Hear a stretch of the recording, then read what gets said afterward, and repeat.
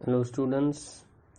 So in the last video we had done about potentiometer and now we are talking about the applications of potentiometer. तो दो application थी जिसे हमने देखा था. पहला है to compare EMF of two sales.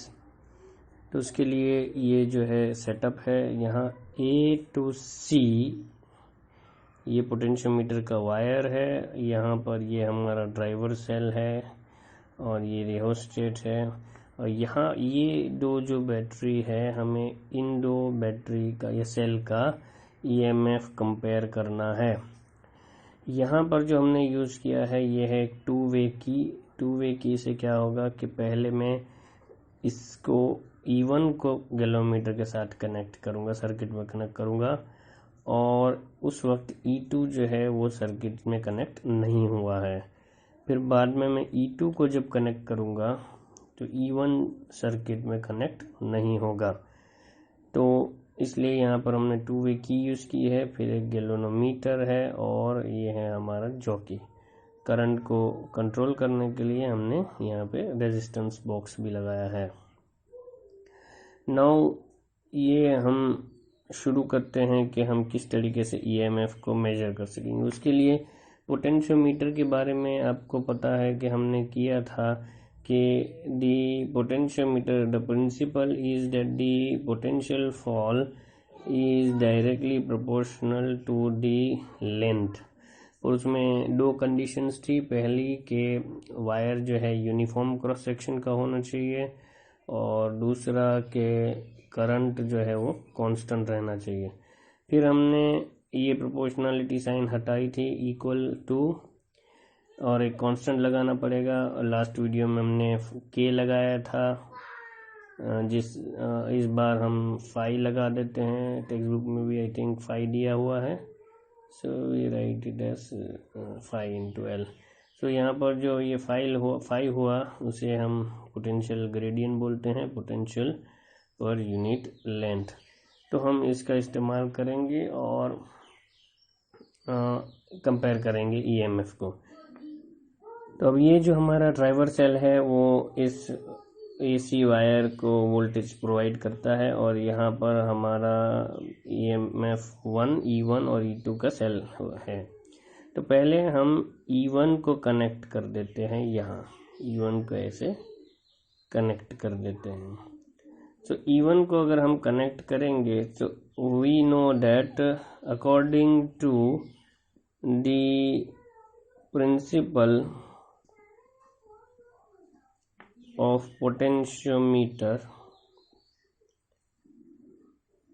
जब हम E1 को यहाँ इससे कनेक्ट करेंगे और फिर जॉकी को स्लाइड करेंगे तो एक पॉइंट ऐसा आएगा जहाँ पर ये गैल्वेनोमीटर ज़ीरो डिफ्लेक्शन यानी कि नल डिफ्लेक्शन बताएगा.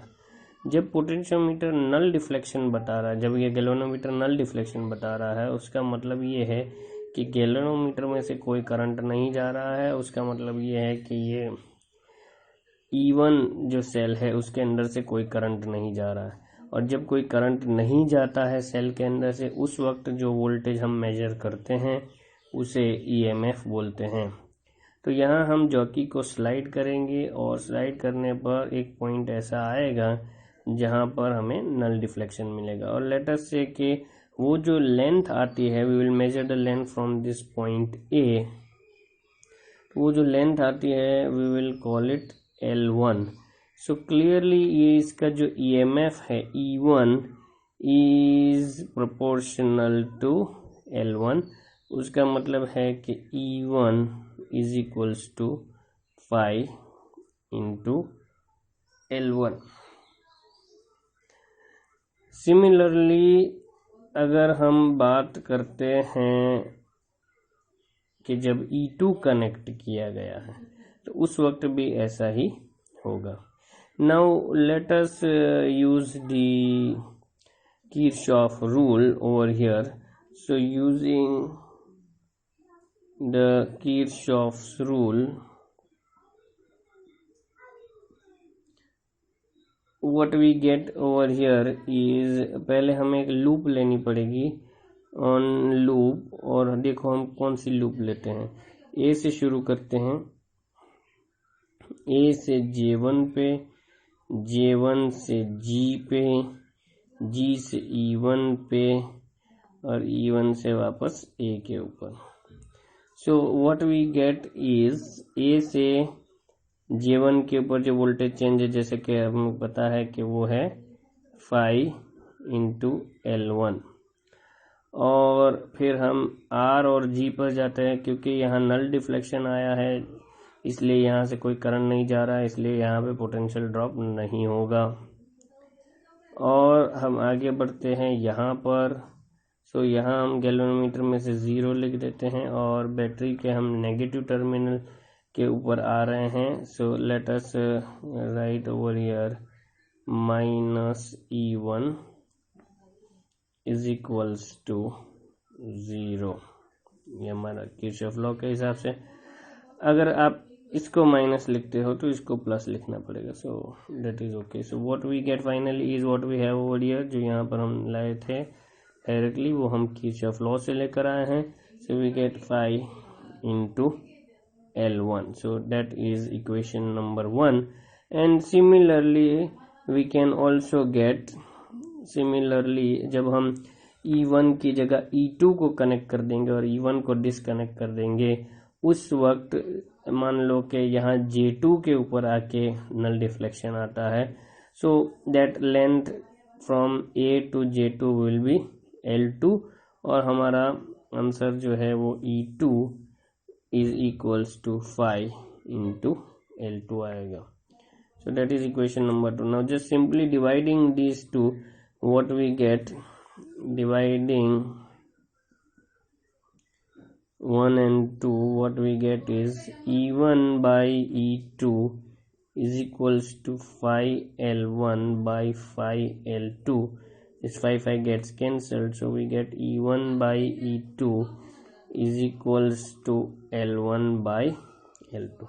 So this is the comparison of the two EMF. बहुत ही सिंपल हमारा आंसर आया है कि अगर हमें दो सेल्स का EMF कंपेयर करना है तो सिंपली हमें जो उसकी नल डिफ्लेक्शन की लेंथ आती है दोनों की, उसका रेशियो ले लेना है। अब मान लीजिए आपको इन दोनों सेल्स में से एक सेल का EMF पता है, तो आप दूसरे सेल का EMF इजीली पता कर सकते हैं। अब ये भी एक क्वेश्चन है कि EMF यानी कौन सा वोल्टेज कि जब सेल में से करंट नहीं जा रहा हो, और अगर सेल में से करंट जा रहा है तो उसे टर्मिनल वोल्टेज बोलते हैं। तो क्वेश्चन एक ये आता है कि EMF मेजर करने के लिए पोटेंशियोमीटर को क्यों यूज़ करते हैं, डायरेक्ट वोल्ट मीटर को क्यों नहीं यूज़ कर लेते। तो जैसे कि अभी मैंने बताया कि EMF तब होता है जब सेल में से कोई करंट ना जाए, और जब हम वोल्ट मीटर यूज़ करेंगे सर्किट में से तो वोल्ट मीटर में से करंट जाएगा, यानी कि सेल में से करंट जा रहा है, तो क्लियरली वो EMF नहीं मेजर कर रहा है, वो टर्मिनल वोल्टेज मेजर कर रहा है। तो इसलिए हम वोल्ट मीटर से EMF मेजर नहीं कर सकते।